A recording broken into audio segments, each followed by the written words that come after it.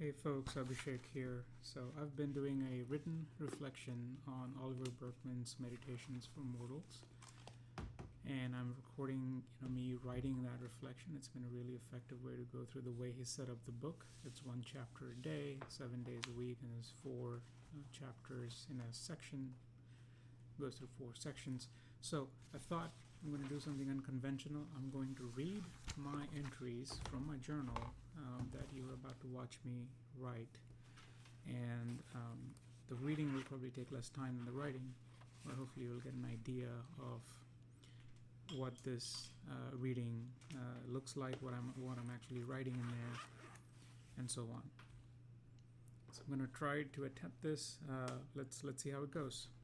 All right, so I'm going to start with chapter 1, day 5, and this is really my reflection on what I'm reading in the book. This is not the entirety of the book. You should read the book. I think it's been a pretty good book so far. So yeah, definitely give it a shot. So on the day 5 for chapter 1, I wrote that Burkeman talks about the excessive content out there that we feel compelled to read and finish. So he's really talking about written content, newspaper articles, news, maybe blogs, Substack, whatever have you. He doesn't name them, but I feel like this applies to a lot of other things that we feel the need to consume. So I go back to, he uses the metaphor of a river, treat information as if you were entering a river for a short duration and not with the intent of capturing every single drop.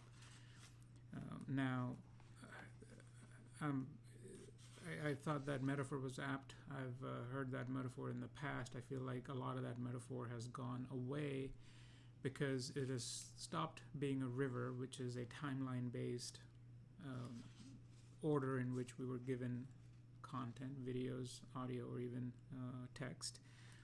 And what we are given now, what I write next is, I find myself scrolling sometimes as if stuck in a whirlpool, unable to get out.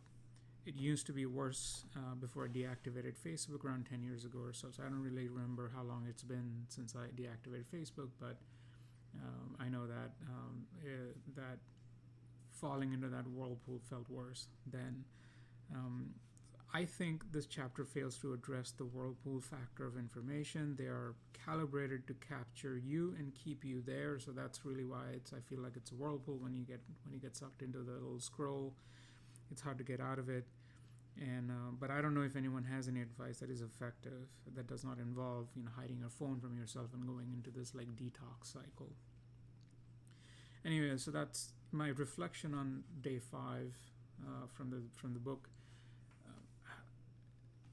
I like the way Oliver Burkeman's giving out, here's a problem, here's a couple of ways you can look at it, and that's really all he's saying. There's no tips or tricks to overcome them.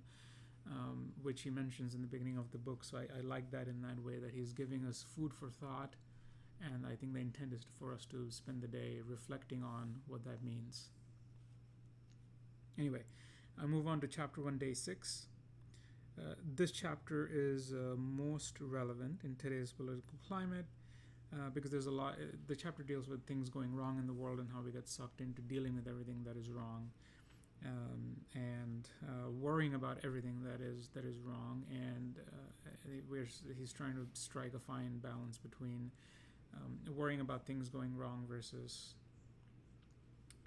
having maybe a more balanced way to deal with wrong things happening in the world, which we are hearing about more and more. So what I write is this: this chapter is most relevant in today's political climate. But things go wrong in the world all the time, even if it is not in politics. It is a higher level of skill to be aware, but not affected. What can one person do anyway? So here my reflection here is like, I don't know what to do here. And that's often how journaling works is, you don't have answers. You're really just thinking through it. This is really a way for me to talk to myself. Now I go back to writing. I remember one Buddhist monk saying, if worrying would help, then I would worry. So I can't remember where I read the story, but this is kind of how I think when somebody asked a monk, like, aren't you worried? And that was their answer, which I thought just really stuck to me. Anyway, I go back to writing. what I don't want to do is be naive. Where does naivete stop and worry start, right? So we're trying to say, hey, I want to know what's happening, to not be naive. But then when have you overcome naivete and gone into this like cycle of worry? And that what I get there is maybe this chapter is a call to find that boundary and stay on the side that is more effective. So staying on the side where you're just trying to have a worldview but not let it consume you, where you're now going into worry. Anyway, that's what I took from day 6. And chapter 1 or section 1, day 7. I write, this chapter gets to the root, I think, worry and anxiety. So he's really now attacking the concepts of worry and anxiety. I write, he spells out the exact kind of rumination I do sometimes, right? So attempting to picture, and a quote here from the book, start quote, attempt to picture every single bridge that might possibly have to be crossed in the future, then trying to figure out how to cross it, end quotes. So I was glad to hear others have this experience like I do, that I felt like I'm not alone, because this is kind of my experience sometimes. I'm thinking about all of various ways some situations may present themselves, various iterations of them, and then I iterate on top of it, and that becomes this like ruminating cycle. So I go back to writing. I found that there's usually a judgment I have fixed in my mind that make me ruminate on these hypothetical bridges. Identifying that judgment and exploring it, questioning it, usually ends the spiraling. So I'm now finding my own way here to see how I attack those bits of worry.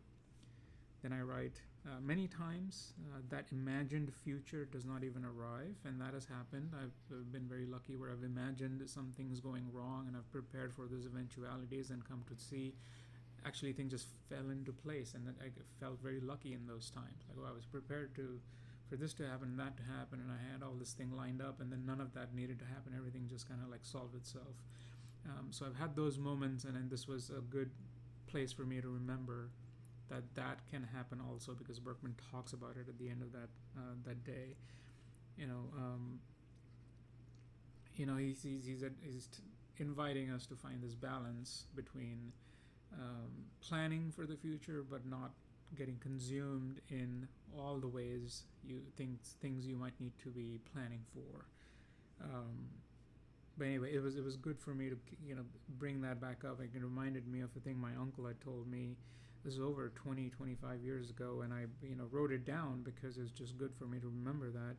I wrote, my uncle told me over 20 years ago to live like you would when you hold the steering wheel of a car on the highway. So not too firm, but not too loose either. And I'm still trying to figure this out, right? So he gave me that advice, which I felt was very poignant.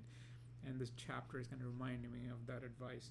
You wanna be careful and plan for the future, but not let it get into the stage of worry. So that's the holding the steering wheel not too firm, neither too firm nor too loose. Finding that balance. Anyway, so that's the last 3 days of that first section or chapter.